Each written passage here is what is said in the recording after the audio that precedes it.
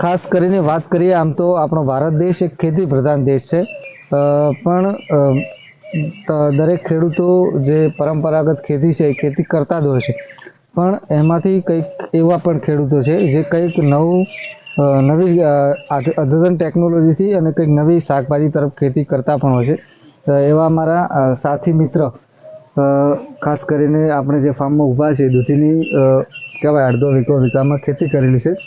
પણ ખાસ આપણે આ સંદેશો એટલા માટે આપવો છે કે આપણે થોડાથી શરૂઆત કરી અને કેવી રીતે એને સક્સેસ કરવી, કેવી રીતે એમાંથી સારું ઉત્પાદન મેળવવું, એ વાત આપણે આજે કરવી છે અને એમના જોડેથી વધારે માહિતી મેળવીશું. કેવી રીતે આમ તો દરેક લોકો કરે છે, પણ એમાં સક્સેસ થાય અને સારું ઉત્પાદન કેવી રીતે મેળવવું એ જાણવાનો એમના જોડે પ્રયાસ કરીશું. સૌ પ્રથમ વાત કરીએ કે આપણે જે અત્યારે દૂધી ફાર્મમાં ઊભા છીએ એ કેટલા વીઘા કે એકરમાં છે ને આપણે અત્યારે આપણો પરિચય પણ આપશું જેથી બીજા મિત્રોને પણ સલાહ મળે. મારું નામ ઠાકોર અલ્પેશ, વતન લક્ષ્મીપુરા, અને જોઈને થોડો કેવી રીતે કરવી બધો અનુભવ બારીથી એક ચેનલના માધ્યમથી લીધો છે. બાકી કોઈ આપણને આવડતું નહોતું. બરોબર. અને દૂધી જોવા જઈએ તો અડધો વીઘો જ છે, વધારે નથી. કહેવાય અડધો વીઘોમાં ખાસ તો વાત કરીએ આમ કેટલા સીડ્સની જરૂરિયાત પડે, કેવો ભાવ હોય છે? આમ તો સીડ્સ મેં વાવેલા છે માઇકો 8. બરાબર. અને એક 100 ગ્રામ જેવું આવ્યું હતું. 100 ગ્રામ અંદાજે કેટલો ભાવ હશે? આમ 100 ગ્રામનો મેં 250 રૂપિયા લાવી હતી. 250 રૂપિયા.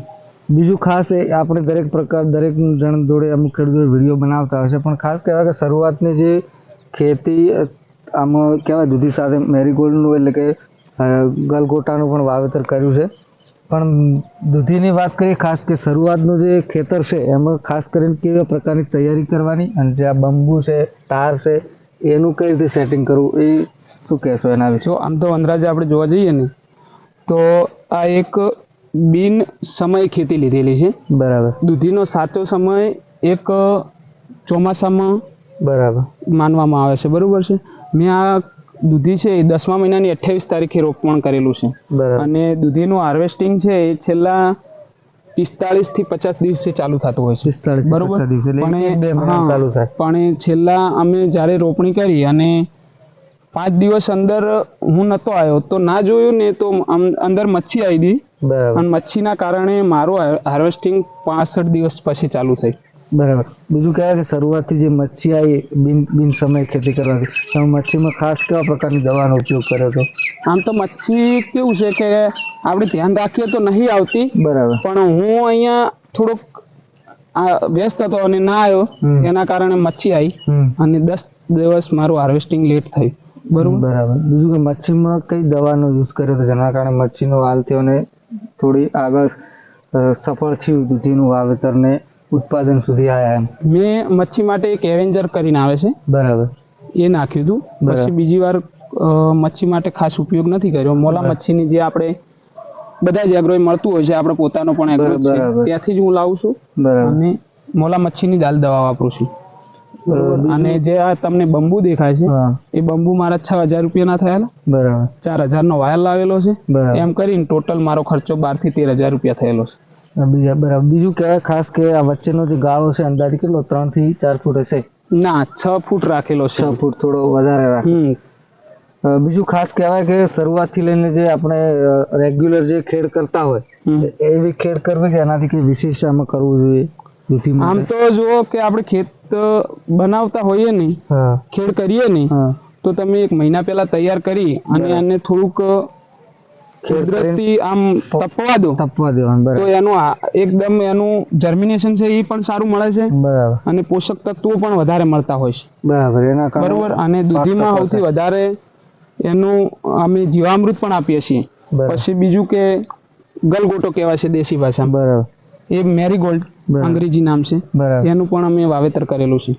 બીજું કહેવાય દૂધીમાં આમ તો 1-2 મહિનામાં આવક ચાલુ થઈ જાય વીણવાની. અને બીજું ખાસ એ પણ તકલીફ હોય છે કે દૂધી વાવ્યા પછી એનો ગ્રોથ નથી થતો, વિકાસ નથી થતો. અમુક ખેડૂતને એવી પણ તકલીફ હોય કેમ કે પહેલી વાર ખેતી કરી હોય એટલે ખ્યાલ ના પણ હોય. પણ ખાસ એના માટે શું કરવું? વાવેતર કર્યા પછી એમાં કેવી ટ્રીટમેન્ટ કરવાથી દૂધીનો વિકાસ થાય અને જે શું કહેવાય ફૂલ આવવાની શરૂઆત થાય અને ઉત્પાદન સારું મળે?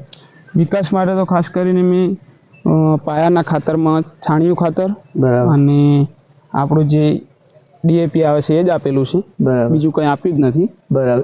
એના સિવાય કોઈ એક્સ્ટ્રા ખરું છે વિકાસ દૂધીનો જલ્દી થાય અને આવે એમ એનાથી થોડી સારી રીતે ઉત્પાદન સુધી જવાય એના માટે કોઈ ખરું દવા વિકાસ? ના, હું તો એ જ આપ્યું છે કે યુરિયા ખાતર અને આ યુરિયા શું સોરી ડીએપી ખાતર અને છાણિયું ખાતર. છાણિયું બંને.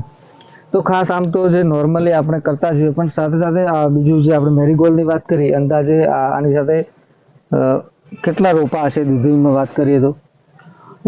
દૂધીના આમ રોપા જોવા જઈએ તો મેરીગોલ્ડના મેરીગોલ્ડના રોપા આમાં મેં 700 જેવા છોડ્યા છે અને બીજું તમને જે પાછળ રચકો દેખાઈ રહ્યો છે રચકમ 200-250 છે એમ કરીને ટોટલ મેં 1000 રોપોનું વાવેતર કર્યું છે મેરીગોલ્ડનું. બરાબર. તો ખાસ આપણે દરેક પ્રકારે ખાસ કરીને ઉત્તર ગુજરાત હોય કે અમે ઉત્તર ગુજરાતના વતની છીએ એટલા માટે ખાસ આજુબાજુના એરિયા તમને વધારે બતાવીએ છીએ પણ આ જેવું કે અમારા સાથી મિત્ર અલ્પેશભાઈના ત્યાં જે એમને કીધું કે ચેનલના મારફતે અમે સાથે કામ કરીએ છીએ પણ એમનું જે ફાર્મ છે ત્યાં દૂધી ટ્રાય કરી છે.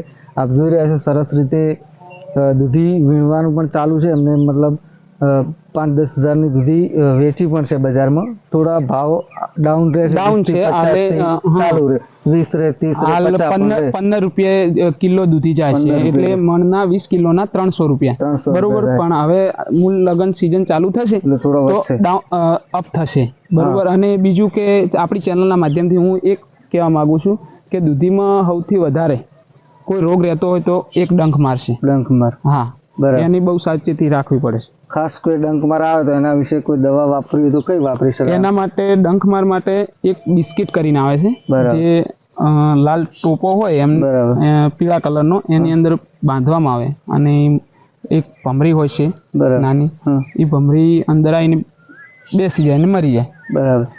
તો આપણે કીધું એ પ્રમાણે ખાસ કે દૂધી સારી રીતે કીધું કે 200-250 ગ્રામ માઇકોની દૂધીનું વાવેતર કર્યું છે. ખાસ કરીને સરસ રીતે બંબુ છે એ તૈયાર કરવા પડે, તાર પણ સારી રીતે બાંધવા જેના કારણે વહેલા નીચે ના પડી જાય અને એનો થોડો વિકાસ થાય મજબૂત હોય તો. અને સાથે મેરીગોલ્ડ પણ વાવેતર કરેલું છે. તો આમ અંદાજે વાત કરીએ કે ખર્ચાની વાત કરીએ ટોટલ કેટલો ખર્ચો આવે આમ અંદાજે મેરીગોલ્ડ સાથે બંને કરીએ તો? બંને ગણીએ તો મેરીગોલ્ડ મારા 4000ના થયા છે. બરોબર. અને બીજું કે 12 થી 13,000નું અહીંયા દૂધીમાં ખર્ચો થયેલ છે બરોબર. અને એક બીજું કેવું છે કે આ મહેનત બધી મેં નથી કરી, મારા નાના ભાઈએ કરેલી છે બરોબર. હું તો એક સજેશન કરું છું અને હું તો એક બેંકમાં તમારી સાથે જોબ કરું છું તમને ખબર છે.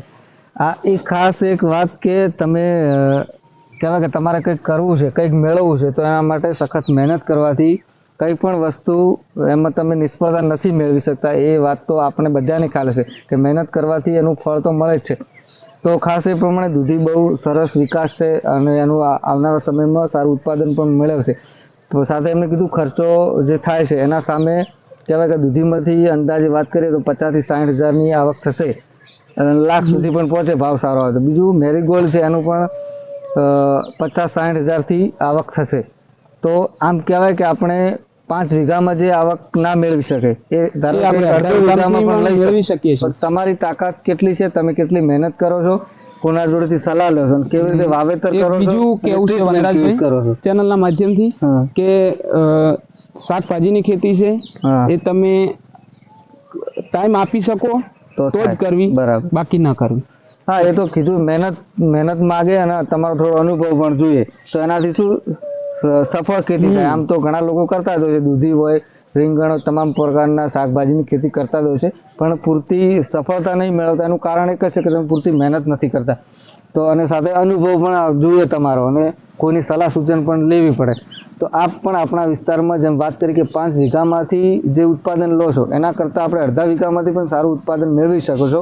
એક આનું ઉદાહરણ આપણે લઈ શકીએ કેમ કે એક સાથે 2 ખેતી છે અને બંને ખેતી સારી છે અને બંનેમાંથી સારું ઉત્પાદન મેળવી શકાશે.